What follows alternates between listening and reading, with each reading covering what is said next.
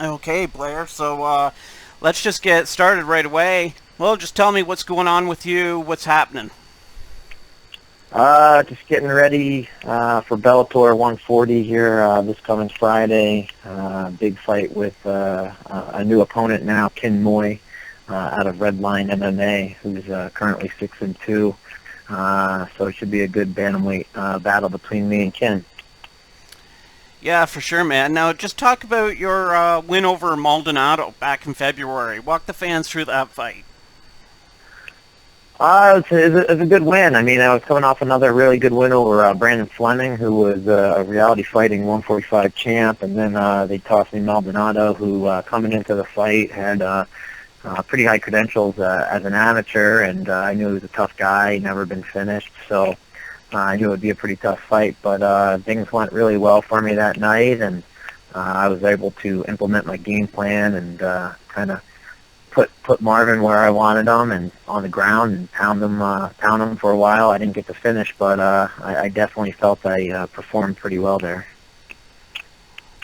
Now, it seems in your career, to me, anyways, you haven't really got a lot of traction going. You win one, you lose one, or you win two, you lose two, but you've really put things together recently here. Again, these back-to-back wins in Bellator. Just talk about how you're feeling, and do you think you've turned a corner? Yeah, I mean, I agree with you 100% there. I think I really started getting things going there prior to the Fleming fight for Bellator, and it's been cruising ever since. And I have to say that just comes from me maturing as a fighter and as a professional. I think in the past I might have relied a little bit too much on my athletic abilities and my wrestling, and um, prior to that Fleming fight, I really honed in on doing everything right as far as eating, dieting, training the proper way, training in all different aspects of the sport, not just my grappling. And it's really been a fun ride so far, and looking to keep it going next Friday against Ken, and just keeping this ball rolling. Okay, so with the opponent change, originally you're going to be facing Rodrigo. How do things change? Is it a whole new strategy? Are they similar type opponents? I mean, yeah, getting the notice a week prior to the fight, I was pretty amped up to fight Rodrigo. It's a guy that had a win over a UFC vet, so that would have been nice on my resume there. But they found me a very tough opponent in Ken, and he's a solid guy and very good striker and stand up. Does a lot of different things, mixes it up. So as far as my strategy goes, during your fight camp, you're pretty much trained in everything throughout the camp. Obviously, I'm aware of Kin's ability to mix it up on his feet after watching some tape and stuff. He's got good kicks, good combos, and things like that. So, but going into every fight, I'm trying to implement what I do best, no matter who the guy is I'm fighting. So, I'm just going to try and keep getting to my best positions and hopefully coming out with a W. Good stuff, man. So you're a pretty big guy. What's it take for you to get down to 135? Yeah, height-wise, I'm not that big, but size-wise, I'm pretty big.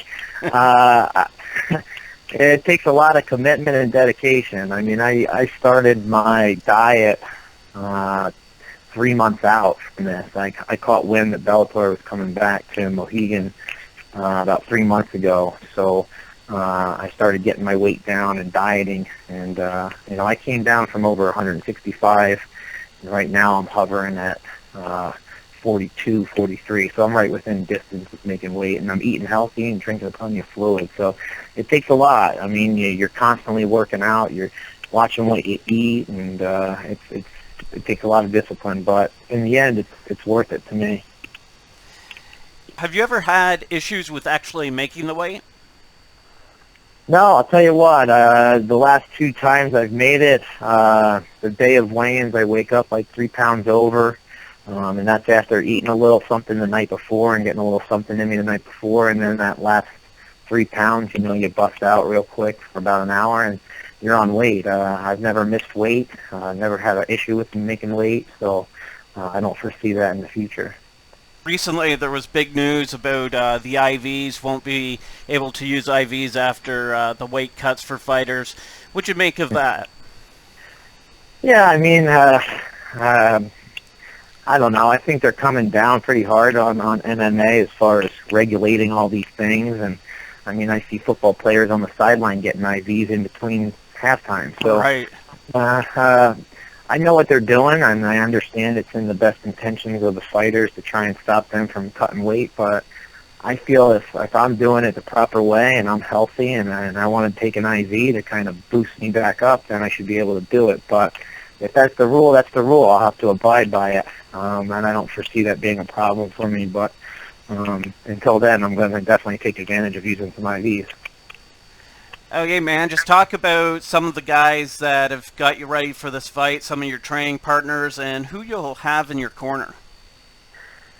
Yeah, I mean, I owe everything to my team and my coaches. My coach, Andrew Calandrelli, he also fought in Bellator a couple times and was actually scheduled to fight this time, but his opponent was told, I guess, Lucas Cruz, something happened with Lucas. Andrew's a BJJ black belt. He trains under Marcelo Garcia. His gym that I train out of is a Marcelo Garcia affiliate in North Haven, Connecticut. So I have a lot of great guys to train with there at Andrews. A lot of great grapplers. There's a bunch of great strikers. And some individuals that I guess I could mention are Matt Allen, Justin Christie, Nick Newell trains there. I'm sure you're familiar with Sure. Nick. And Harrison Adamo, Tyler Rose. Some of these guys are up-and-coming amateurs. Some of them are pros. And then obviously I train with Andrew, even though he's a little bit bigger than me. But Right. it gives me a good look. And recently, for the last couple fights, I've had the opportunity to go out to Team Alpha Male in California and train for a week out there with some of their guys. So I think that's another big thing that's kind of giving me a lot of confidence coming back and fighting here in Connecticut and being able to go out there and train with some of the best guys in the world for a week and go toe-to-toe with them and just knowing, hey, man, I'm capable of doing that. So It's kind of crazy, all these injuries in the sport right now. Just looking at your card, there's been quite a few. What do you think's going on? Is there anything that can be done to prevent some of these injuries? yeah, I think, everybody wants to try and go into a fight 100%, and the reality is you're not going to be able to do that. Now, I think some injuries are more expensive than others, and I think some guys are doing the right thing. They're pulling out because they're injured, and I think some guys are just taking an easy way out and making up an excuse for them not to fight. Either way, I think guys need to tailor their training properly. Some guys, I think, still have that. I think Dana White's the one that said it, that caveman type style where you're banging every day and beating the heck out of each other every day, and that's a tough thing for your body to handle on a daily basis. So you have to be cerebral in the way that you train and pick your sparring days, pick your technique days, and pick your rest days. So I think that's very important for young and up-and-coming fighters, is to manage their workouts properly so that they're taking care of their body. So this past weekend we had UFC 189 and the Ultimate Fighter finale. Right. The Reebok deal went into full effect. You think that helps somebody like you get more sponsorship? It hasn't yet, but hopefully down the road. Yeah, fingers crossed. Yeah. I mean, if things keep going the way they do, hopefully down the road. But I think it's great for the UFC to get involved with Reebok and get something going like that, and hopefully it continues to grow and helps us fighters a little bit more. But as of now, it hasn't helped me at all. Okay, man. Just give us a prediction on your fight. How will it finish? Oh man, I think it's going to be an awesome fight. Kim's adorable guy. He's a tough dude, and he has no quit in him. And I like to think that I'm the same way. So I think we're in for a battle, a war. I think you're going to see a lot of crazy strikes and stuff coming, and ground and pound, and I think I see it finishing in a submission going my way here in the second round. But I'm not a Conor McGregor, so I'm not a prophet or anything. But that's my guess. Okay, man. Any sponsors you'd like to thank or promote your Twitter? Yeah, I'd like to thank Prime Athletics for hooking me up with all their sweet gear. Beat the Streets Wrestling, Team Tugman Wrestling, and you can find me on Instagram, Blair_Tugman, and on Facebook, Blair Tugman. I'm yet to get a Twitter, but I'll get with it here soon. Okay, man. Sounds good. Well, thanks for taking the time, and best of luck this Friday night with your fight. All right, I appreciate it, man. Thanks a lot. Okay, see ya. All right, have a good one. Bye. You too. Bye.